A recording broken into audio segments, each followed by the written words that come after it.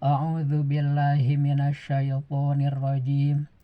Bismillahirrahmanirrahim.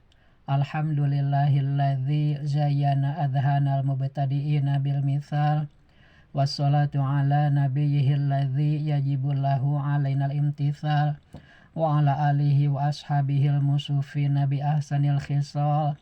Wa nahnu narju bi syafa'atihim ilallahil ittisal amma ba'du.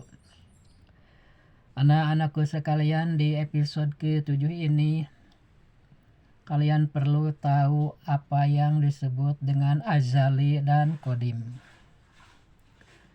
Azali adalah sesuatu yang maujud, yang tidak ada awalnya. Sedangkan qadim adalah sesuatu yang tidak ada awalnya. Jadi perbedaannya tipis ya. Kalau azali itu ditambah dengan maujud. Segala sesuatu yang maujud, yang tidak ada awalnya, itu disebut azali. Sedangkan sesuatu yang tidak ada awalnya, itu disebut qadim. Yang termasuk azali adalah zat Allah. Jadi zat Allah itu maujud, ada. Dan adanya tidak ada awalnya. Dilihat dari segi bahwa zat Allah itu maujud atau sesuatu yang maujud yang tidak ada awalnya disebut azali. Dilihat bahwa zat Allah itu sesuatu yang tidak ada awalnya disebut qadim. Nah, zat Allah ini itu beserta semua sifat-sifatnya. Semua sifat yang sempurna, yang indah, yang bagus, yang baik, yang mulia, yang agung, yang sempurna, itu adalah milik Allah semuanya. Jadi jika dilihat sebelum adanya makhluk itu, yang ada, yang mewujud hanya zat Allah, yang tidak ada awalnya, itu disebut azali.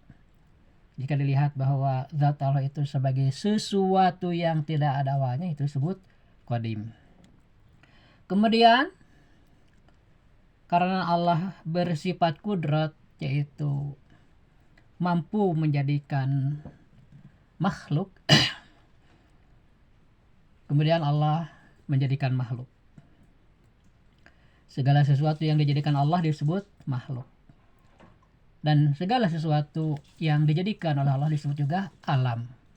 Jadi dalam pandangan ilmu tauhid, alam dan makhluk itu ya itu juga, cuma bahasanya berbeda ya.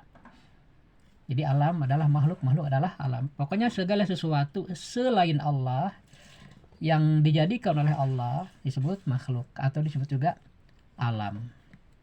Termasuk kita nih, kita adalah makhluk, kita juga adalah alam ya. Dari mana kita tahu bahwa yang menjadikan segala sesuatu itu adalah Allah? Nah, ini ada kaitannya ya dengan Kanjeng Nabi Muhammad Sallallahu Alaihi Wasallam. Sebelum Nabi Muhammad dilahirkan, itu tidak ada Rasul ya, kurang lebih 500 atau ada yang mengatakan 600 tahun katanya. Dari sejak Nabi Isa diangkat hingga lahirnya Kanjeng Nabi Muhammad itu jaraknya jauh ya. Pada saat itu orang-orang gak tahu siapa yang menjadikan alam itu, nggak tahu. Kemudian setelah Kanjeng Nabi dilahirkan dan diutus jadi Nabi, Nabilah yang memberitahu bahwa alam ini dijadikan oleh Allah. Itu ada di dalam Al-Quran ya. Qulillahu khaliqu kulli syai'in. Kul katakanlah olehmu wahai utusan, wahai Muhammad, Allahu khaliqu kulli syai'in, bahwa hanya Allah lah yang telah menjadikan segala sesuatu.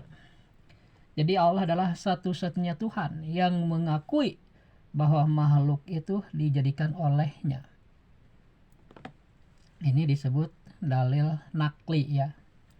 Dalil dari Al-Quran atau dalil dari hadis disebut dalil nakli ya. Kita harus tahu. Dalil aklinya juga harus tahu. Dalil akli yang menunjukkan adanya Allah itu apa misalnya. Kita jawab ya adanya alam ini, adanya makhluk ini. Kenapa? Karena makhluk tidak mungkin jadi dengan sendirinya. Tidak bisa menjadikan dirinya sendiri. Pasti dia ada yang menjadikan, sama seperti kopiah Bapak nih yang Bapak pakai. Ada yang membuatnya itu ya, walaupun Bapak tidak ketemu dengan si pembuatnya. Tapi secara logika, menurut akal kita, pasti ada yang membuat. Tidak mungkin kopiah jadi dengan sendirinya gitu ya. Nah, itu dalil akli. Dalil logika. Nah, dalil logika dan dalil nakli ya itu harus sinkron. Jadi menurut akal kita, alam pasti ada yang menjadikan.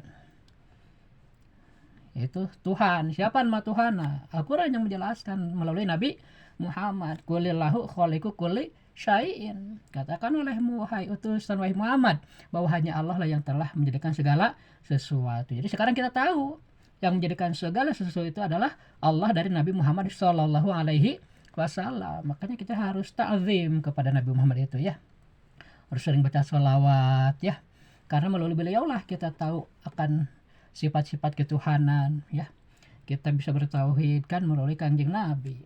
Oleh sebab itu dari kecil kita harus mencintai Kanjeng Nabi ya, karena Kanjeng Nabi itu orang yang mulia, dimuliakan oleh Allah ya. Sebagai manusia mungkin kita bisa berbuat kesalahan ya, tapi Nabi dimaksum oleh Allah. Tidak boleh Nabi berbuat kesalahan, dijaga oleh Allah. Karena kalau Nabi berbuat salah, nanti orang nggak percaya dengan apa yang dikatakan oleh Nabi. Jadi tidak boleh ya Nabi itu bersifat bohong misalnya ya, tidak boleh. Atau bersifat berdosa, tidak boleh itu, sehingga dimaksum ya. Itu juga untuk menjaga segala berita dari Allah melalui Nabi kepada kita, sehingga kita tidak boleh ragu. Karena nabinya sendiri dimaksum, setiap apa yang dikatakan oleh Nabi itu benar semua. Itu harus iman, harus yakin, harus percaya. Jika ragu-ragu aja itu kan sudah murtad, keluar dari Islamnya. Apalagi tidak percaya, maka itu jadi kafir. Jadi sekali lagi, azali adalah sesuatu yang maujud yang tidak ada awalnya. Dalam hal ini yang dimaksud adalah zat Allah Subhanahu wa Ta'ala. Sedangkan qadim sesuatu yang tidak ada awalnya. Jadi azali lebih khusus daripada qadim ya. Dan baik azali atau qadim, kedua-duanya ini adalah sifat Allah Subhanahu wa Ta'ala. Akhirul kalam, assalamualaikum warahmatullahi wabarakatuh.